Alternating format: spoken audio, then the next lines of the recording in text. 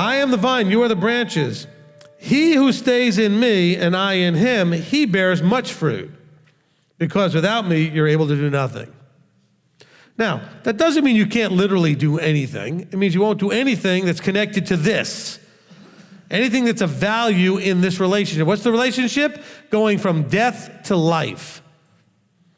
Journeying from the receptacle of the below into a giver like the above. Becoming transformed from the flesh into the spirit, the below into the above, the earthly into the heavenly. You can do none of that on your own. So, because without him, this journey cannot get done. So that means without truth, right? Without him, right? Without truth, without light. Go listen to the light and darkness and light teaching. Without the way, without the Torah, you cannot do this. You're going to be able to do nothing. Not nothing like you can't live a life and get married and have children and have a job and make lots of money and own lots of toys or whatever you want to do. You can do all of those things. But that won't get you to the next level. The eternal life, the kingdom that's coming, the forever. So that part, you're able to do nothing without him. There's nothing you can do without him. He's the way, the path to all of that. So he says, without me, you're able to do nothing.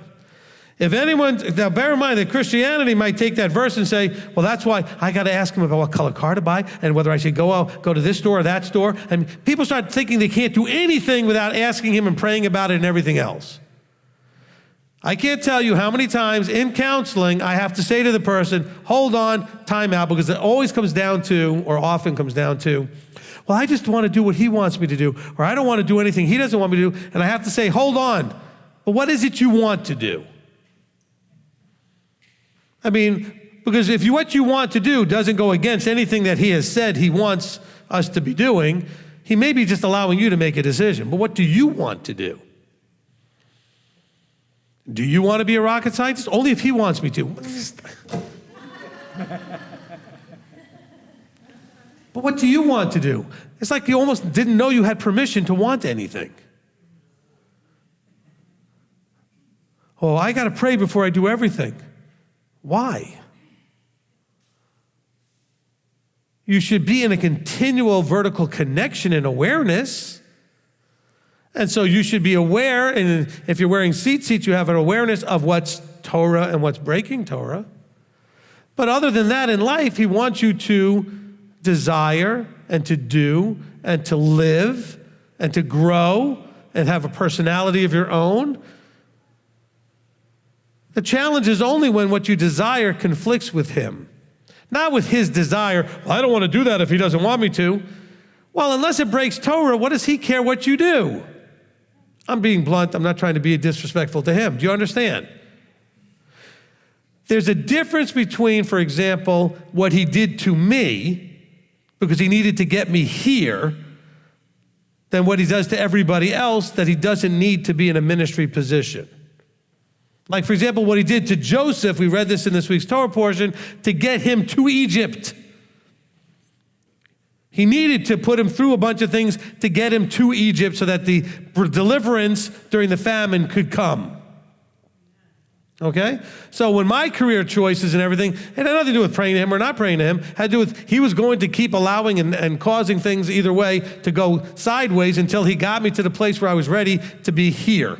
But it had to wait till I got certain information given to me that led me to go seek out other information, right? The same journey we all have to a certain degree. Until then, and finally, he opened up a door where a job was offered to me to come and be the Torah portion teacher in a small congregation in Knoxville. These are none of these things that I seek.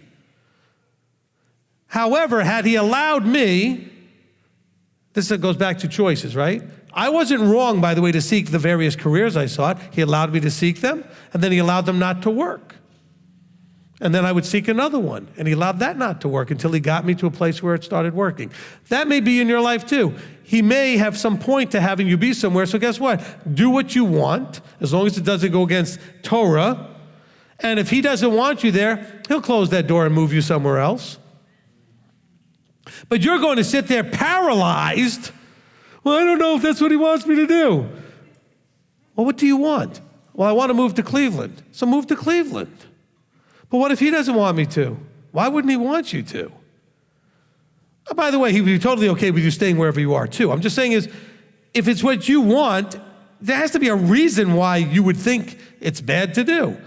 Okay, so if you leave where you are and come here or whatever it is, what bad thing is going to happen? I mean, are you abandoning a responsibility? Are you doing some other thing that's going to cause somebody harm or something?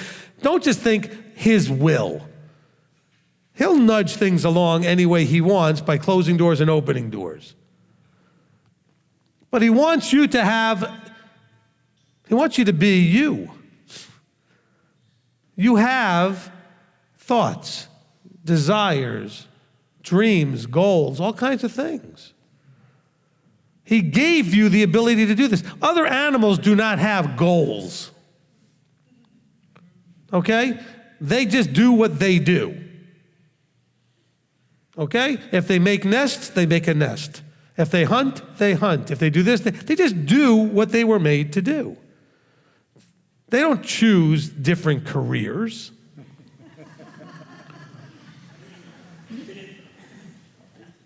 They don't decide to leave neighborhoods unless there's no food there, so to speak. Okay? They're all about existing. You've been given something from above that takes you above existence. Okay, maybe that's just too deep or too simple. Okay? You have the spark, the neshama, the breath of life that takes you to a place in your mind and your heart where you can see, beyond existence. You actually can see and have a thought called quality of life. This makes me feel like I have a better quality of life. I enjoy this. I don't. You have preferences. Now, bear in mind, those preferences get you in a lot of trouble sometimes too. But you have to find that balance. And so here he's trying to help us understand, okay, that you have to stay is a choice. Staying in him is a choice. Even seeking him was a choice. You didn't have to follow. You didn't have to go. So you are in prayer always, by the idea being you have a vertical awareness that would tell you as you're about to do something, I probably shouldn't do that. Or you're about to forget to do something that reminds you, don't forget you're supposed to do this. It's that awareness that the sun is going down and you need to make sure that you've finished whatever you're doing because it's about to be Sabbath. Or the awareness that it's Wednesday or Thursday and you notice that you're out of certain things in the house that you might need on Saturday. You should go get them now as part of your preparation. See, that's a vertical awareness. It's not I was thinking of becoming, an accountant or a chiropractor or a plumber or an electrician or whatever, but I was waiting for Yahweh because he hasn't told me what are you doing? What do you want? See, that's an important piece of this. Because staying in him is because you want to. See, I'm saying all of that to get us back to this. You stay in him because you want to. When you don't stay in him is because you want to leave. You want something that he doesn't provide. You want something that he doesn't allow for, whatever it is. So you start seeking what you want somewhere else. You got to figure out what you want. That's where free will comes in. You're covenanting by your own desire. You want the relationship with him.